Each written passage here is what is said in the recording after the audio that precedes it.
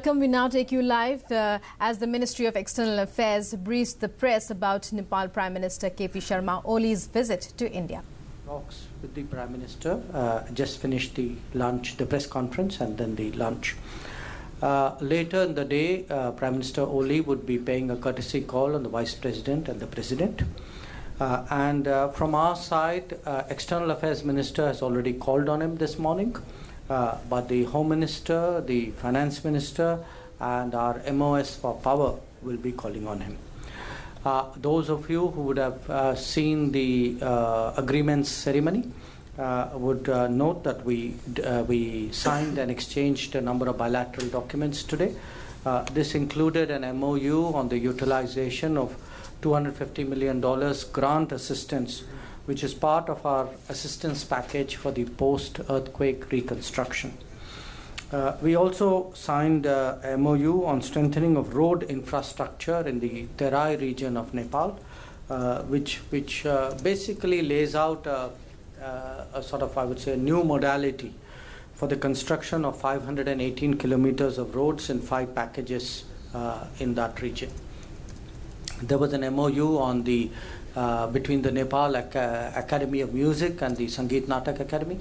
And then there were letters of exchange on both road transit routes and rail transport.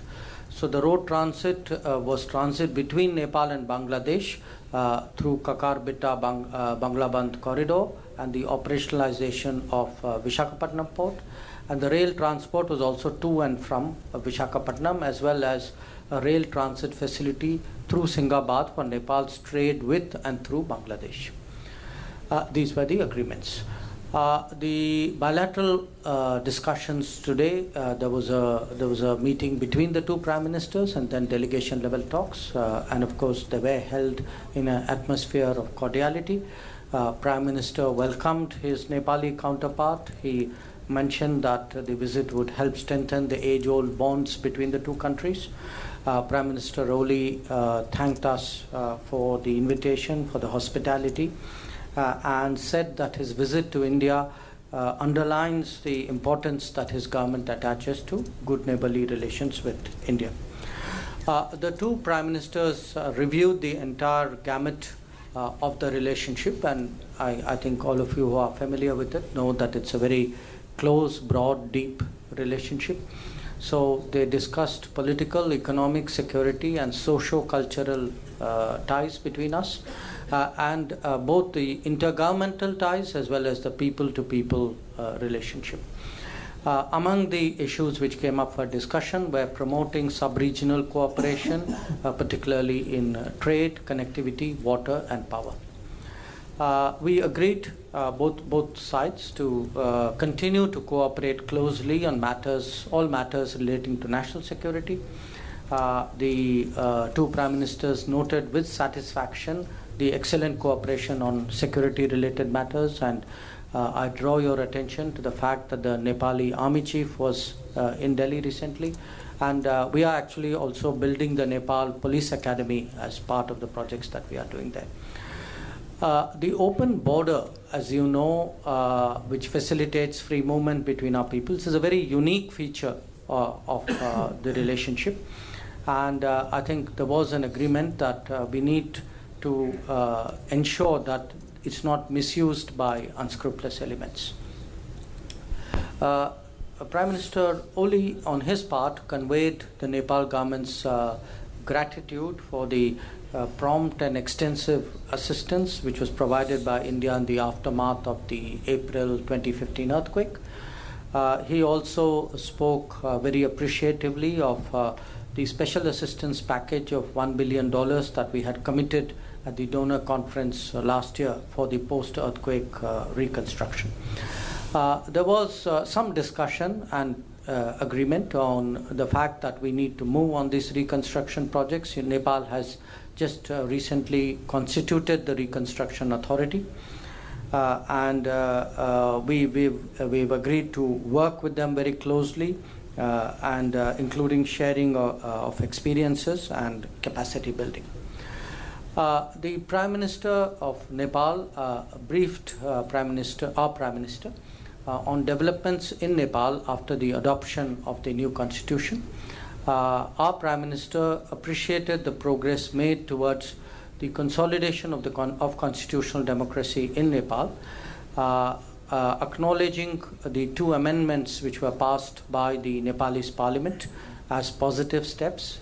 He expressed the hope that all political parties of Nepal would similarly come together in a spirit of consensus and dialogue and successfully resolve the remaining constitutional issues in a time-bound manner. There was some discussion on major international issues. Most of the talks were on our bilateral relationship. And among some of the important points which I sort of flagged for your attention included the agreement to nominate the members of the eminent persons group. We have done that. The names I think would be put up on our website. The EPG basically looks at particularly at people-to-people ties, and there was a sense that today people-to-people ties more than in other relationships are a factor in the India-Nepal relationship.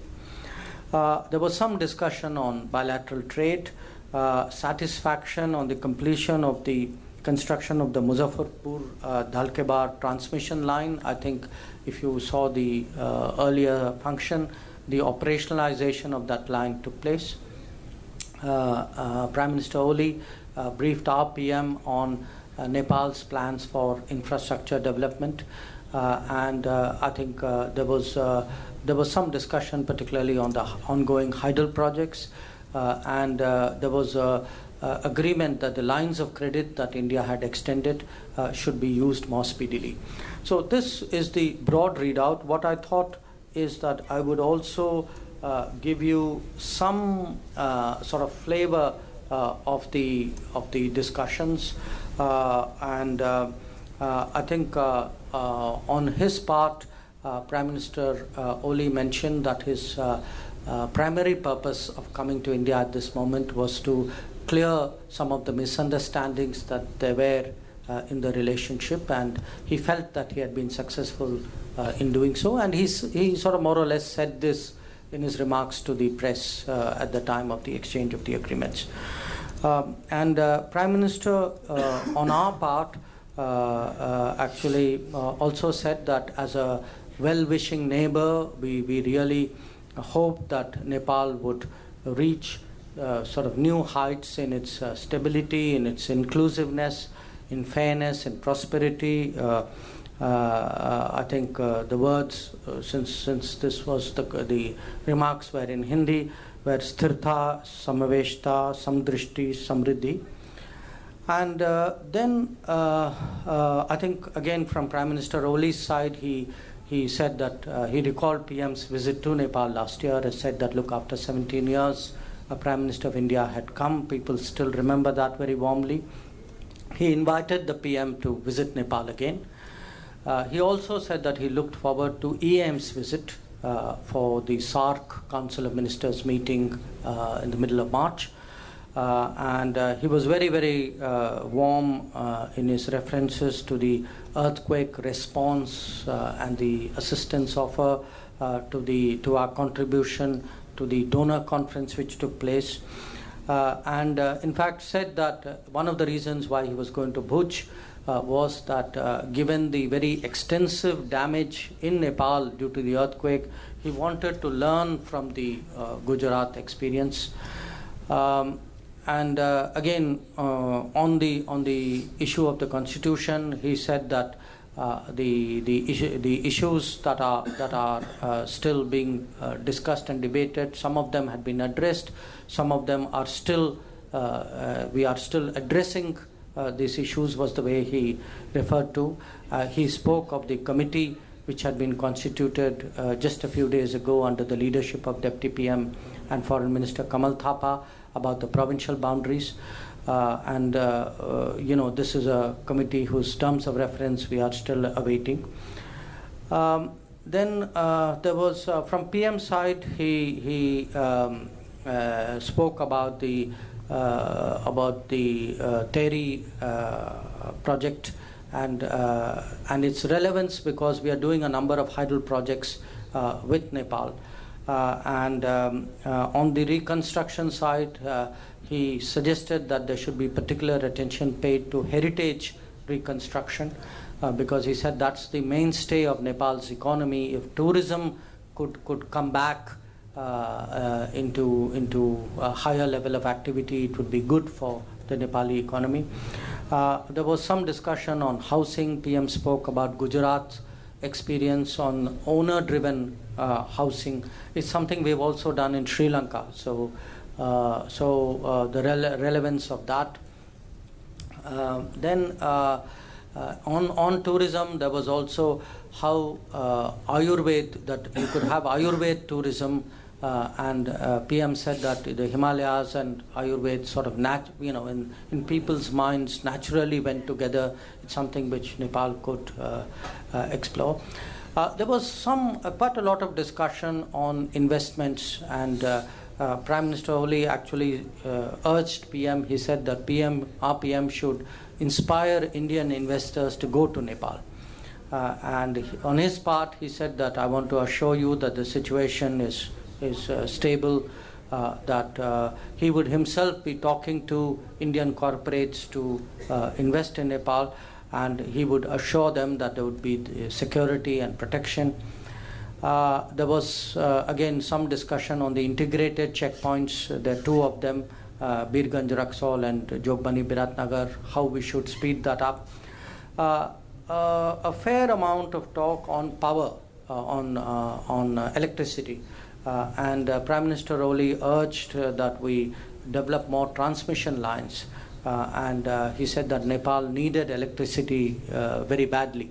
It had very long power outages, and of course, very appropriately, that was one of the things which was done today.